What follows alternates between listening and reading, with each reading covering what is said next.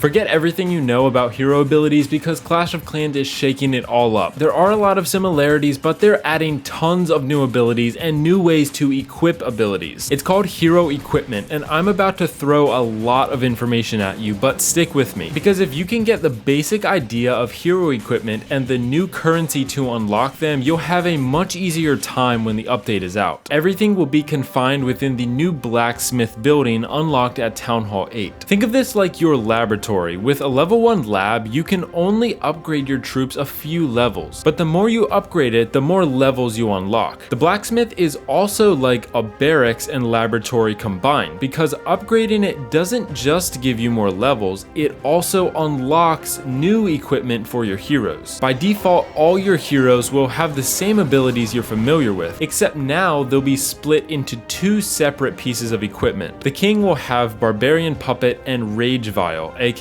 spawning raged barbarians and raging himself. The queen will have Archer Puppet and Invisibility Vial, aka spawning archers and turning herself invisible. The warden will have Eternal Tome and Life Gem, aka invincibility and extra HP for troops in his aura. And the champion will have Royal Gem and Seeking Shield, aka a boost of healing and throwing her shield to damage buildings. But now with your Blacksmith, you can start unlocking new pieces of equipment, and you'll be able to mix and match all your hero equipment, assigning 2 abilities to each hero. When you build your level 1 Blacksmith, you'll unlock the Earthquake Boots for the king. Earthquake Boots will instantly destroy walls and damage buildings around the king, just like a set of 4 earthquake spells. Level 2 Blacksmith unlocks Giant Arrow for your queen, the new most satisfying ability. The queen will shoot a giant arrow across the entire village, doing massive damage. Level 3 Blacksmith unlocks Vamp Stash for your king. Vamp Stash is a passive ability that heals your king every time he attacks. Level 4 Blacksmith unlocks Rage Gem for your warden. Rage Gem is also a passive ability which turns your warden into a giant rage spell. Obviously, it won't increase damage and speed as much as a normal rage spell, but it still looks pretty sick, and it lasts as long as the Grand Warden stays alive. Level 5 Blacksmith unlocks Healer Puppet for your queen. Healer Puppet summons 1 to 3 healers for your queen depending on the equipment level. You start out with 1, and then at level 6 you unlock 2 healers, and level 15 unlocks 3 healers. Level 6 Blacksmith unlocks Healing Tome for your warden. Healing Tome is an active ability that heals all units inside the warden's aura and can last up to 25 seconds at max level. For now, the Royal Champion only has 2 pieces of equipment, but Clash of Clans is definitely gonna release more equipment in the future. And right now we only have common equipment, but they said that epic hero equipment will be unlocked during upcoming special events and future updates. I cannot wait to see what epic equipment they release. Blacksmith levels 7 through 9 won't unlock any more equipment for you, but